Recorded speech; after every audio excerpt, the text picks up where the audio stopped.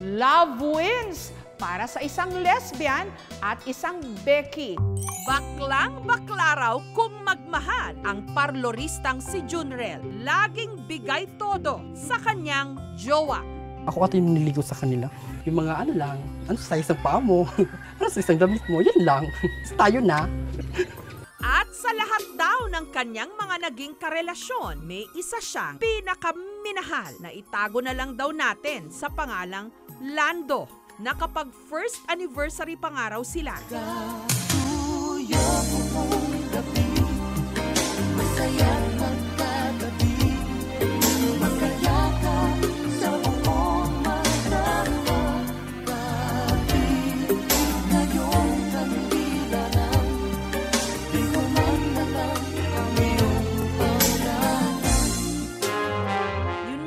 Si Lando, nahuli ni Junrel na may ibang babae.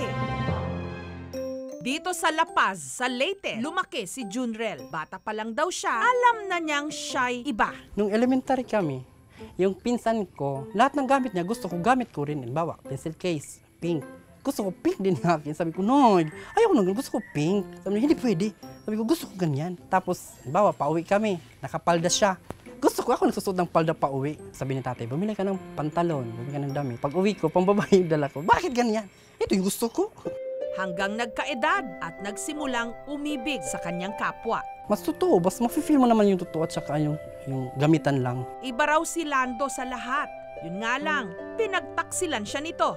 Mula noon, isinumpa ni Junrel na iingatan na niya ang kanyang puso. At sa Facebook, sinubukan ni Junrel na makahanap ng bago niya makakasuyo. Hanggang nakatanggap siya ng isang friend request na magpapayanig sa kanyang paniniwala tungkol sa pag-ibig. Yung sa picture, di ba, sabihin mo, ay, ang cute baby boy. Yun talagang una mong sabihin, na bet na bet. Tapos nireply ko, sino ka? Sabi niya, Amor. Sabi ko, babae ka? Sabi niya, hindi, lalaki daw. Oh, may amor bang lalaki? Sabi niya, meaning daw ng amor, love. Sa murang edad pa lang, batid na rin daw ni Amor na hindi siya pangkaraniwan. Nagsimula nung may classmate ako na crush ko siya, babae. Hindi ko inaasahan na ganun yung feelings ko. Doon ko na-discover na bakit ganito yung feelings ko? Lesbian na pala. Ayun, nagtuloy-tuloy yun. Naliligaw na ako. Pero kailanman, hindi raw siya nagkaroon ng seryosong relasyon. Hanggang nakita niya ang Facebook profile ni Junrel. Nagka-text kami, nagka-chat, nagduro-diretso. Ang kanilang pagchat-chat na uwi sa eyeball o pagkikita. Sabi ko, meet tayo ngayong gabi. Pinunta ko sa kanila. Paglabas niya, hala, ba't may bukol ka? Yung susunod, babae ka ba?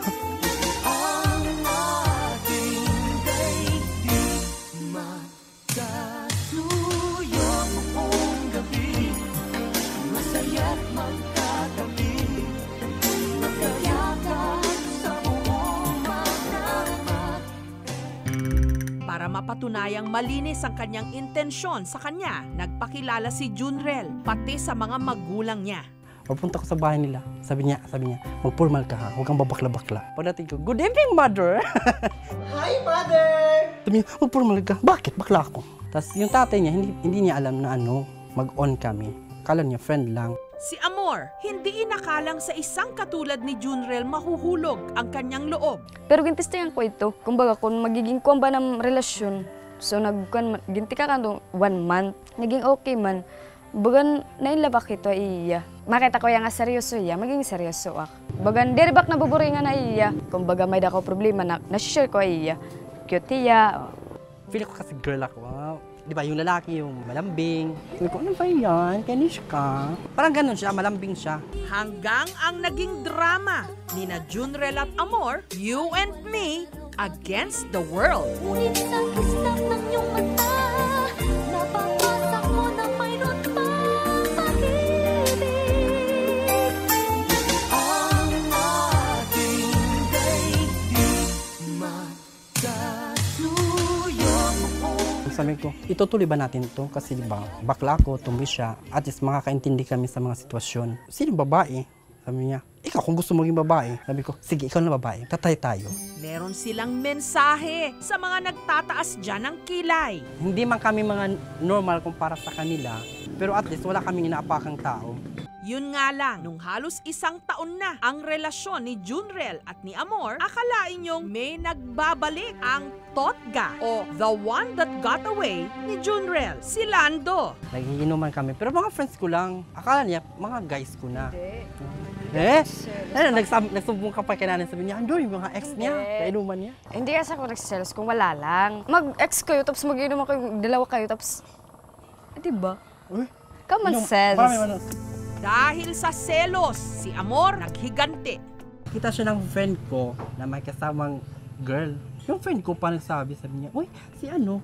Iwalay na kayo? Hindi pa, bakit? Nakita ko siya, si ano, ganito. Nagyayakapan sila. Sabi ko, ay, bongga. Napaka-sweat naman. Masakit talaga, di ba? Nakaka-insulto.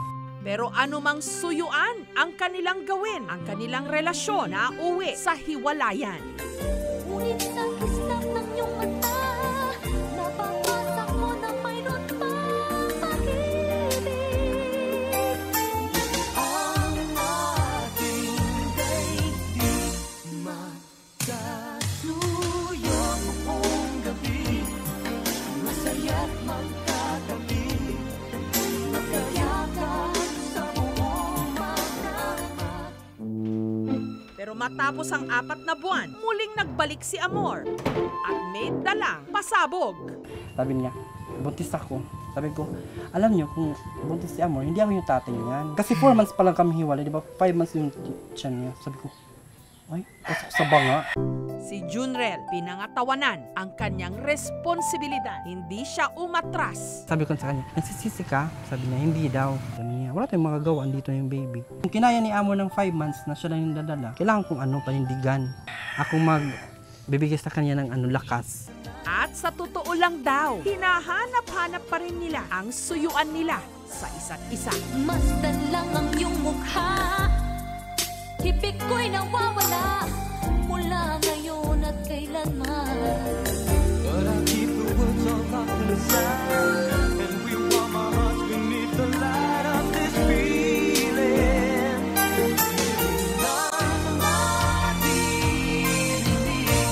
Magkasuyo buong gabi, masaya't magkatabi. Nito lang Hunyo, isinilang ni Amor ang kanilang baby boy, si Usher. Kasi yung meaning daw ng Usher, happiness tsaka blessed.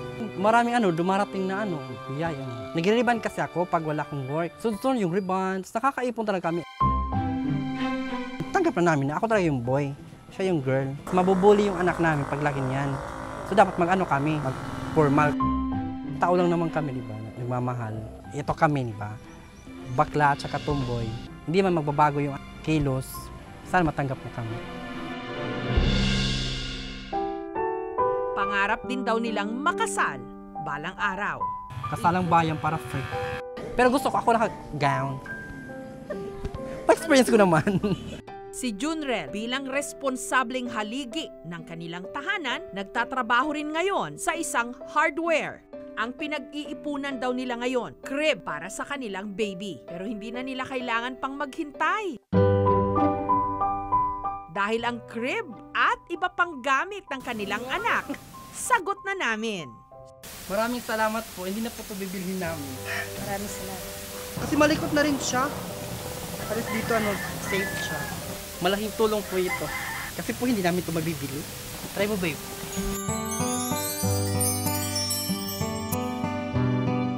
Basta sabay lang tayo mangarap para sa anak natin.